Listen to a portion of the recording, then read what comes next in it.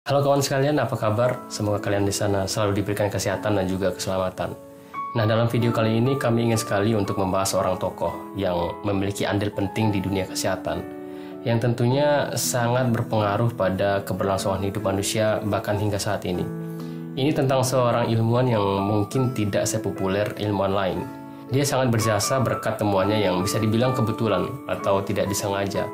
Temuannya ini mengungkap bahwa miliaran orang terpapar racun berbahaya selama puluhan tahun.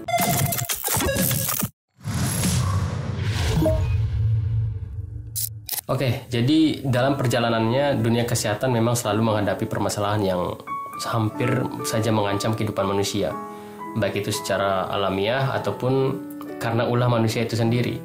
Ini terjadi pada abad ke-20, di mana umat manusia pernah mengalami masalah kesehatan yang sangat besar, yang tanpa disadari mengancam kehidupan mereka. Ini tanpa disadari ya, dan terjadi berlangsung selama puluhan tahun. Nah, ini berawal sejak tahun 1920, di mana dunia mulai mengenal sistem industri, dan mesin-mesin mulai dikembangkan untuk membantu kehidupan manusia. Dan ini juga sekaligus membuat dunia industri semakin berkembang pesat. Ini juga membuka gerbang otomotif untuk berkembang, dan pada saat itu jalanan mulai diramaikan oleh transportasi bermesin.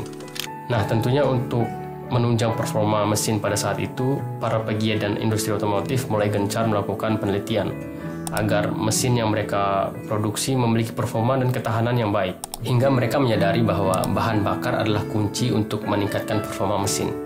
Jadi semakin tinggi oktan pada suatu bahan bakar, maka semakin baik pula kompresi mesin yang dihasilkan, sehingga secara langsung dapat meningkatkan kinerja mesin dan juga sekaligus dapat meningkatkan efisiensi konsumsi bahan bakar pada mesin.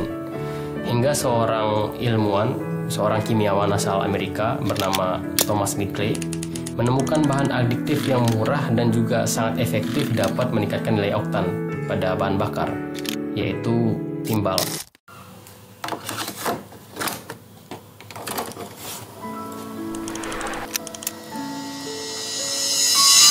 Jadi timbal ini atau bahasa kimianya disebut dengan tretetil timbal, disingkatnya TEL atau TEL, merupakan senyawa organoleat atau senyawa organologam yang mengandung logam.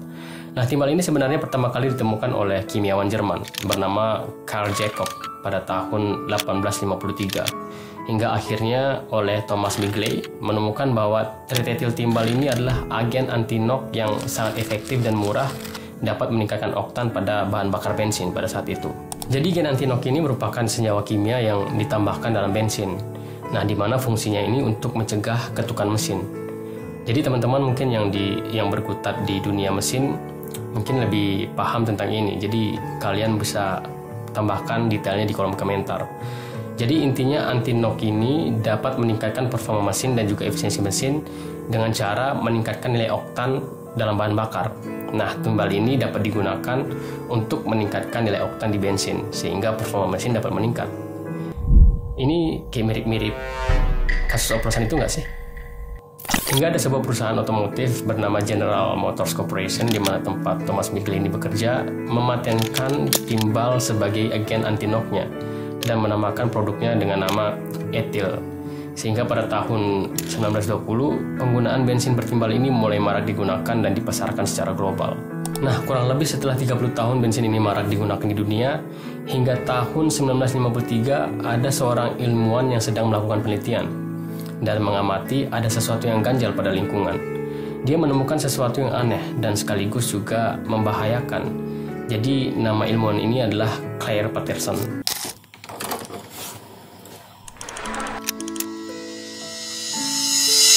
Claire Patterson ini sebenarnya bukan seorang praktisi kesehatan dan juga bukan seorang ilmuwan di bidang kesehatan. Dia justru seorang geokimiawan yang fokus penelitiannya untuk mencari tahu berapa usia bumi. Nah, Claire Patterson ini adalah seorang ilmuwan kelahiran tahun 1922 di Maysville, Amerika Serikat. Dia memiliki ketertarikan di bidang kimia dan mengukuhkan ketertarikannya ini di Grinnell College sebagai seorang ahli kimia. Tidak sampai di sana, jadi Claire Patterson ini juga mengembangkan keilmuannya dengan mengenyam pendidikan lanjut di University of Iowa dan mendapatkan gelar magister di bidang spektroskopi molekuler bersama dengan istrinya, Lawrence McClary. Mereka berdua juga dilibatkan dalam proyek Manhattan loh. Kalian tahu kan pembuatan bom atom di Perang Dunia Kedua? Nah, kalau kalian tahu kisah tentang Oppenheimer, pasti sudah tidak asing dengan Project Manhattan ini. Beberapa waktu lalu juga sudah dibuatkan filmnya tuh, yang quote kerennya itu kayak Now I am become death, the destroyer of worlds. Keren banget tuh, kalian mesti nonton. Nah, Clay Patterson itu juga dilibatkan dalam proyek itu. Nah, setelah perang ini berakhir, Patterson melanjutkan pendidikan doktoralnya di University of Chicago di bawah bimbingan Horizon Brown. Nah, Horizon Brown ini pada saat itu juga kebetulan sedang mengembangkan metode baru untuk menghitung isotop timbal dalam batuan beku. Nah, untuk mengembangkan metode ini, dia menugaskan Clay Patterson untuk melakukan kajian lebih lanjut dan lebih dalam tentang metode ini, dan sekaligus juga menjadikannya sebagai proyek disertasinya Patterson pada tahun 1948. Waktu itu asumsinya bahwa meteorit adalah material sisa dari penciptaan tata surya. Sehingga dengan mengukur batuan ini, maka usia bumi ini dapat diketahui. Nah, dari sini Patterson mulai mengumpulkan material yang dibutuhkan hingga tahun 1953. Itu kurang lebih selama 5 tahun tuh dia mengumpulkan spesimen. Dan spesimen terakhir yang dikumpulkan itu dikenal dengan sebutan meteorit Canyon Diablo. Nah, selama itu juga dia melakukan pengukuran. Dan dari hasil pengukurannya, Patterson berhasil mengungkapkan dan memastikan usia bumi yang sudah mencapai 4.550 miliar tahun. Dan hasil pengukuran ini masih diakui dan digunakan dunia sains hingga saat ini loh. Tapi tidak berakhir sampai di sana ya. Clay Patterson juga tanpa sengaja mendapati sesuatu yang mengganjal. Jadi pada saat itu dia sempat heran kenapa sih sampel yang dia ambil itu selalu terkontaminasi. Ini adalah hal yang aneh buat seorang ilmuwan. Karena menurutnya seharusnya sampel yang diambil dari alam itu kadar timbalnya rendah. Namun setelah dicek di lab menunjukkan hasil yang berbeda. Ternyata hasil lab menunjukkan bahwa levelnya jauh lebih tinggi. Awalnya dia tidak terlalu ingin memperhatikan hal ini. Tapi selama ia melakukan penelitian ini, rasa penasarannya semakin menjadi-jadi. Dan dari sini dia mulai mencoba mencari tahu dan melakukan penelitian lanjutan. Nah, kebetulan di sini Patterson terkenal dengan kemampuannya dalam mengisolasi timbal dalam jumlah mikrogram. Dan dia juga memiliki kemampuan yang baik dalam menentukan komposisi isotopnya. Ini juga yang mendorongnya untuk melakukan penelitian lebih lanjut. Nah, dia mencoba untuk mengukur kadar timbal pada batuan biasa yang ada di permukaan. Kemudian membandingkan dengan batuan purba dengan menggunakan sampel dari sedimen yang diambil dari Samudra Atlantik dan Samudra Pasifik. Jadi sampel purba ini memang lebih mudah didapatkan di dasar samudra ya. Karena dasar samudra ini kan dulunya merupakan daratan purba yang tenggelam. Kalau misalnya kita ambil di daratan, ini membutuhkan effort yang lebih karena harus menggali tanah yang sangat dalam. Nah, dari hasil pengujian ini dia berhasil menunjukkan bahwa kadar timbal yang ada pada batuan biasa ternyata 80 kali lebih tinggi dibandingkan dengan kadar timbal yang ada pada sedimen samudra. Nah, ini menunjukkan bahwa kadar timbal di lingkungan modern jauh lebih tinggi dibandingkan dengan zaman purba. Nah, hasil pengujian itu juga mendorongnya untuk mencoba menggunakan pendekatan-pendekatan lain, sehingga fenomena ini bisa lebih dipastikan. Kali ini medianya adalah air. Dia membandingkan air permukaan dan air dalam. Hasilnya juga menunjukkan bahwa air permukaan ternyata 3 kali hingga 10 kali lebih banyak mengandung timbal dibandingkan dengan air dalam. Bukan hanya di situ, dia juga mendapati kandungan timbal di atmosfer juga terus meningkat secara konsisten.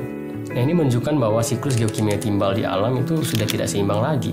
Kemudian pertanyaannya, memang kenapa kalau misalnya lingkungan banyak timbalnya? Jadi kawan-kawan, timbal ini merupakan salah satu zat yang sangat beracun. Memang di alam keberadaannya itu cukup banyak, dan dalam kadar alaminya masih terbilang aman. Namun bila sudah mencemari lingkungan dengan kadar tertentu, maka ini akan sangat membahayakan bagi kehidupan manusia.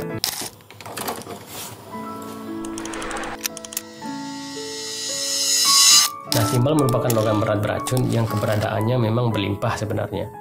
Keberadaannya juga penting karena sering digunakan dalam berbagai produk yang penting yang kita gunakan, seperti baterai, kemudian pelapis kabel, pelindung radiasi, dan lain-lain. Namun di satu sisi juga berbahaya karena sangat beracun. Jadi timbal ini selama penggunaannya tidak mencemari lingkungan, aman-aman saja. Tapi jika penggunaannya sudah mencemari, maka impact-nya pada kesehatan sangat berbahaya. Jadi timbal ini dapat meniru mineral penting dalam tubuh seperti kalsium dan seng, sehingga dia sangat mudah diserap dalam tubuh. Dan dengan ini memungkinkan timbal untuk mengganggu berbagai proses biologis di tubuh, bahkan hingga pada tingkat sel dan molekuler hingga merusak saraf. Nah, timbal ini memiliki impact yang cukup banyak buat kesehatan ya, terutama pada anak-anak. Ini karena tubuh anak-anak lebih mudah menyerap timbal dibandingkan dengan orang dewasa. Menurut WHO sendiri, anak-anak dapat menyerap timbal hingga 4-5 kali lebih banyak dibandingkan dengan orang dewasa. Nah, tingkat penyerapan yang lebih tinggi ini berarti bahwa bahkan dengan tingkat yang sama, anak-anak akan menyerap lebih banyak timbal dalam tubuh mereka dibandingkan dengan orang dewasa. Nah, ini secara langsung akan mengganggu pertumbuhan dan perkembangan anak. Anak dengan kandungan timbal yang tinggi pada tubuhnya terbukti dapat menurunkan IQ karena paparan timbal secara signifikan dapat merusak jaringan otak dan sistem saraf. Itu baru masalah neurologisnya ya. Belum lagi masalah kardiovaskular, kemudian gangguan metabolisme, kerusakan ginjal, masalah kesehatan reproduksi, efek hematologisnya, hingga pada masalah tulang dan gigi. Nah, cemaran timbal bisa merusak semua fungsi biologis itu. Nah, bahayanya bukan sampai di situ saja. Timbal juga punya sifat bioakumulasi, yang artinya logam ini dapat terserap, tersimpan, dan menumpuk dalam tubuh dari waktu ke waktu. Timbal juga bisa masuk dalam tubuh melalui udara, makanan, bahkan dapat terserap melalui kulit. Dan ngerinya lagi, timbal tidak bisa hilang dari tubuh dengan mudah. Sekali masuk, efeknya bisa bertahan seumur hidup. Nah, ini kenapa timbal membuat kekhawatiran pada Patterson pada saat itu. Dan ketika dicari tahu, ternyata sumber cemarannya itu dari etil, produk bensin bertimbal yang diproduksi oleh General Motors Corporation yang sudah digunakan secara global. Jadi, begitu bensin ini dibakar, maka partikel timbalnya menyebar melalui udara, air, dan tanah. Bahkan tercemar langsung pada makanan pada saat itu. Nah, ini berarti selama bertahun-tahun manusia perlahan-lahan diracuni itu tanpa sadar. Apalagi bensin bertimbal ini kan juga digunakan sepanjang Perang Dunia II. Bisa dibayangkan tuh, penduduk bumi pada saat itu sudah terpapar timbal selama 3 dekade. Nah, di sini Patterson nggak tinggal diam ya. Dia mulai buka suara tentang bahayanya timbal di berbagai forum ilmiah dan berusaha menyadarkan publik. Tapi masalahnya industri minyak dan otomotif tidak mau kehilangan bisnis besar mereka. Perusahaan raksasa seperti Etil Corporation membantah penelitian Patterson. Mereka memulai menyebarkan propaganda waktu itu, kalau timbal itu aman. Tidak sedikit juga ilmuwan yang berpihak ke perusahaan karena dibayar untuk mendukung bensin bertimbal. Patterson bahkan dilarang untuk masuk ke laboratorium tempat dia bekerja. Bahkan pendanaan penelitiannya semuanya dicabut. Dia sendiri melawan industri miliaran dolar itu. Ya pastinya ini bikin frustasi ya. Tapi Patterson nggak menyerah. Selama lebih dari 20 tahun, dia terus mengumpulkan bukti dan memperjuangkan larangan bensin bertimbal. Hingga pada tahun 1986, akhirnya pemerintah Amerika Serikat melarang penggunaan bensin bertimbal. Dan hasilnya apa? Tingkat partikel timbal dalam darah manusia menurun drastis hingga 80%. Generasi baru tumbuh dengan otak yang lebih sehat dan risiko terkena penyakit yang lebih rendah. Di sini Patterson membuktikan bahwa sains bisa melawan keserakahan perusahaan besar dan menyelamatkan jutaan nyawa. Sekarang, hampir semua negara di dunia sudah melarang bensin bertimbal berkat kerja keras dari Patterson. Kita bisa bernapas lebih lega dan hidup lebih sehat. Tapi sayangnya, nama Claire Patterson masih kurang dikenal. Padahal tanpa dia, mungkin dunia masih penuh dengan racun yang tidak kelihatan. Claire Patterson wafat pada tahun 1955, tapi perjuangannya terus hidup. Jadi kawan-kawan, peran ilmuwan sangatlah penting. Memang terkadang mereka menyuarakan fakta yang tidak ingin kita dengar. Tapi tanpa mereka, banyak hal merusak yang kita tidak sadari. Jangan hanya karena hasil analisis mereka tidak sesuai dengan apa yang kita rencanakan, justru kita mengkerdilkan mereka. Mereka menyadarkan bahwa terkadang dunia tidak harus berjalan sesuai dengan apa yang kita inginkan. Sekali-kali kita harus menyesuaikan dengan bagaimana semestinya dunia itu berjalan. Oh ya, melihat kondisi negara kita, kira-kira udah berapa kali ya kita mengkerdilkan para ahli dan juga meremehkan keahlian. Sekian.